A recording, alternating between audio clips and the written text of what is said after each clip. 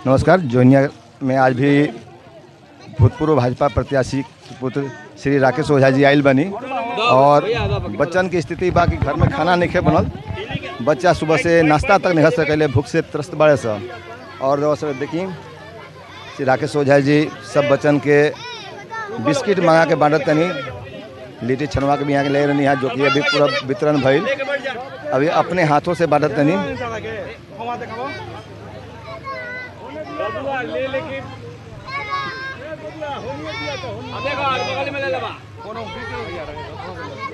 सबके दिखाओ नहीं जाए जोनिया ग्राम बा जो कि समस्या बा कि आप कोई भी अछूता नहीं खे कि कौन ढंग से जोनिया की स्थिति का बा, भयावह से भयावह स्थिति बा। कुछ बोलो। देखिए स्थिति बहुत दयनीय बा। कम्युनिटी लंगर भी चलत हटे, कुछ राहत भइल बा, लेकिन इन लोग को सुरक्षित वातावरण देवे खातिर हमनी के प्रयास करता नहीं जा कि बारिश और इसके भी मौसम बा, बारिश से कैसे बचाव हो एकर व्यवस्था में लागल बानी जा। जी विद्यालय तो बा यहाँ पे, लेकिन विद्यालय में शाम के ताला मार दिया था चारों ओर से। विद्यालय खुलवावे खातिर हम प्रशासन से बात कैले बनी, जल्दी ताला खुली और इन लोग को अंदर व्यवस्था करे के भी प्रयास कइल जाता और जौन भी जरूरी सुविधा चाहिए मौजूदा जान बचावे खातिर तो सब हर एक संभव प्रयास कइल जाता और ओकरा के धरातल पर उतारे के प्रयास कइल जाता। जो कमी रही ओकरा हम लगातार मॉनिटर करते ओकर व्यवस्था हम करवाई, क्योंकि ग्राम हम लोग के है, यहीं के हैं बसिंदा, हम भी यहीं। और समस्या जो बा प्रत्येक दिन देखते हैं कि परिवार के लोग खेत में, हमारे घर के अगल बगल में खेत में लोग पड़ल बा, छोटे छोटा बच्चा लेके सर्पदंश भी हो सकता, बहुत सारा समस्या बा। ना लाइट के व्यवस्था भइल बा, जनरेटर भी अगले साल लगा रहे, आपकी जनरेटर भी व्यवस्था अभी तक नहीं भइल बा, तो बाजार तरफ भइल बा, जो कि आवश्यकता लाइट के इस क्षेत्र में बा। शाम के लाइन काट दिया जाता। देखिए लाइन के तो मजबूरी बा, कुछ बहुत सारा पोल भी डूब गए बड़े थे पानी में, तो एगो सुरक्षा के दृष्टिकोण से काटल जात हुई तो अलग बात बा। बाकी अभी हम गोई रहनी के द्वार पर भी पावर बैकअप बा, कहीं कहीं जो सुरक्षित स्थान बा। आ चूँकि आपदा कहले जाला तो बहुत सारा परेशानी आई, लेकिन अभी जो बेसिक प्राथमिकता बा जिंदा रहे खातिर उ सब जहाँ भी सुविधा चाहिए ओकर व्यवस्था हमने करवाओ तन जा सरकार से कह के, और जो जहाँ कमी लागत हमने अपना शारीरिक रूप से भी प्रयास करतन जा, और जौन भी कमी हो जो जरूरत हो व्यवस्था करिए। एक बार जो जाकर जीवन यापन बा माने रूट पर आ जाए, प्लेटफॉर्म पर आ जाए, नॉर्मल चले लगे, बाकी जो सुविधा जो चाहिए तो ना के व्यवस्था एजा करी जाए। जी बात तो और सही बा, लेकिन देखिए बोले के कारण ये होता है कि राज्य में भी एनडीए के सरकार बा और केंद्र में भी मोदी जी ही बनी, और एनडीए चाहे तो बहुत व्यवस्था युद्ध स्तर पर हो सकता, जो कि विदेश में भी दिहल जाला मदद, और ये तो चूँकि अपन ही देश और अपन राज्य जहाँ की सरकार भी एनडीए के बा, तो सरकारे जो लंगर चलत है सरकारे के दिहल हो। आगे भी जो स्कूल खुलवा के व्यवस्था करी सरकार के थ्रू ही करवाओ तन जा। हमने के रहल बात जो 9.5 करोड़ जो आई रहे ठोकर निर्माण खातिर वो सरकारे दिल रहे, लेकिन एजा के जनप्रतिनिधि और ठेकेदार के मेल जोल के कारण भ्रष्टाचार के भेंट चढ़ गई, ओकर भी जांच करवाई जा। हम सरकार से खुद मांग करब कि गांव के पुनः एगो सुरक्षित स्थान पर बसावे खातिर पहल कल जाओ।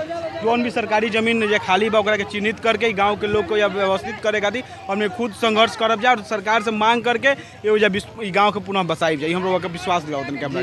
अभी विधायक प्रत्याशी में रोआ बहुत ही शिक्षित बानी, यहाँ तक जानकारी हम लोग रॉ साइंस से पढ़ल हैं। अगर सभी प्रत्याशी चाहस कि पुनर्वास करवाओल जा सके तो जो चुनाव में खर्च एक्स्ट्रा होला, अगर कुछ सहयोग करके कुछ व्यवस्था करवाओल जाए तो सब कोई मिल के भी व्यवस्था कर सकता है। काहे ना कही जाए, एकरा खातिर सबके तैयार भी बा, सबके तैयार रहे के भी चाहिए। हम तो जब या के लोग से हम पता लगौनी तो 250-300 परिवार लोग कहत रहे कि जब बाटे रहत रहे गांव में, जब ठोकर निर्माण शुरू भइल उन लोग के भी अगर सरकारी राशि से ही जो 9.5 करोड़ दिया रहे ओकर आवंटन यहाँ से रिपोर्ट ले प्रति परिवार पर कह दिया गई तो सब लोग जमीन लेके बस गए रहे। कि काहे ना बोले अगर जाँच हुई, लेकिन हर एक संभव गाँव के कहीं बसावे का जो पुनः बसावे के जो योजना बा ओकर हमने के सरकार से मांग करके धरातल पर उतार समय के इंतजार कर जी।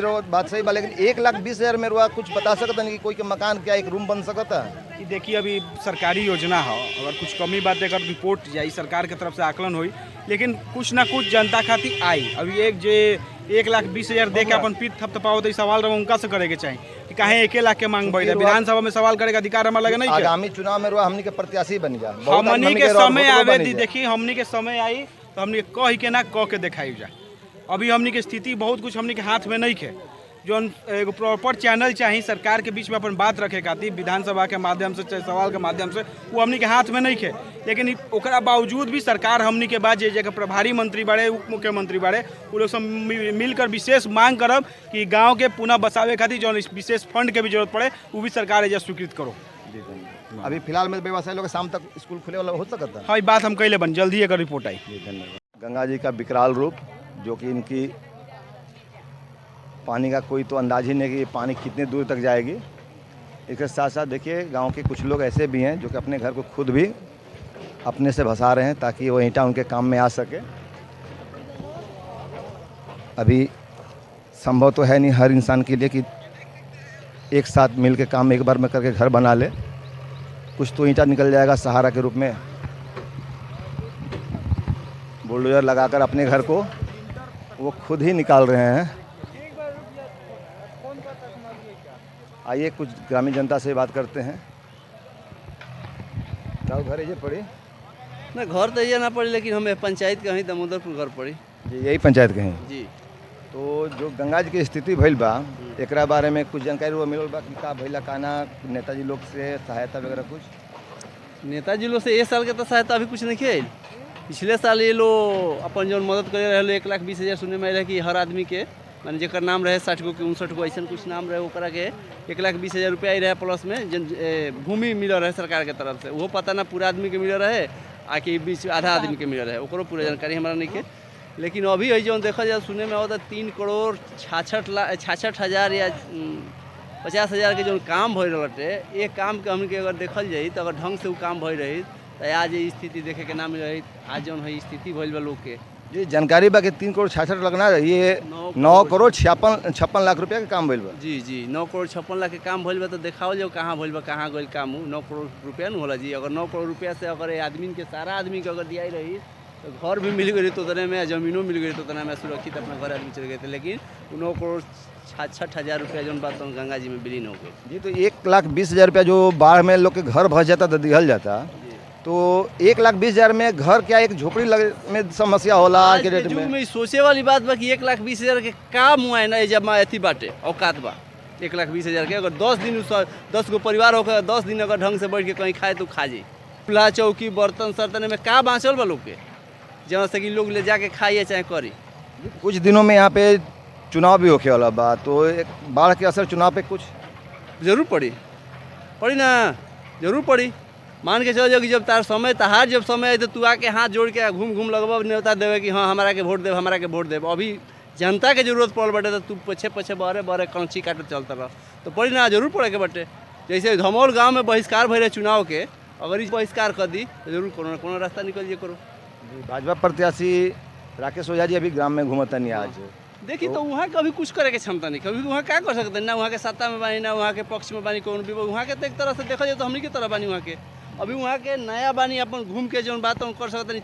अकेला क्षमता केहू करे के क्षमता बा, अगर हमारा से होखे लायक रही तो हम ही कर देती पूरा परिवार के, पूरा सजती के। लेकिन जे सरकार में बात ओकरा तो करते नहीं किया, हुआ होते नहीं किया जा। जी विधायक दिन आई रहनी एको दिन दौर करे, हमारा नजर में तो नहीं किया, भले आई होकर तो अलग बात बाटे। हम नहीं देख रहे, ना विधायक जी के देखनी है, ना सांसद जी के देखनी है, और ना कोनो अधिकारी के। हाँ कल डीएम जिला अधिकारी यहाँ के आई रही थे, का जाने का जनता के आश्वासन देनी, का कहनी, का कह के गई नहीं। आज जनता के अगर देखी सरकार अगर एग्री हो जाए पर तो फिर जनता अपना तरफ से खर्चा करके जनता के खर्चा करी जाई हो जाए। देखा तो सुना था कि 2 गो लंगर चलता, कहीं एगो सरकारी चलता कि कहता पता ना का चलता थे, वो चलता तो सरकारी बताई। दामोदरपुर में खाना बनता जवनिया के आदमी खाए जी हैं, ये कौन नियम है जी? ये जगह नहीं मिलत खियावे के बनावे के जगह देखे के।